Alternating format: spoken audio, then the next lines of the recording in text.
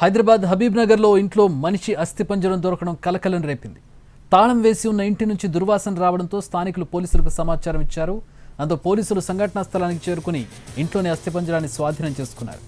ఈ ఇంట్లో 7 ఏళ్లుగా ఎవరూ లేరని, ఓనర్ కూడా విదేశాల్లో ఉంటున్నట్టు స్థానికులు తెలిపారు.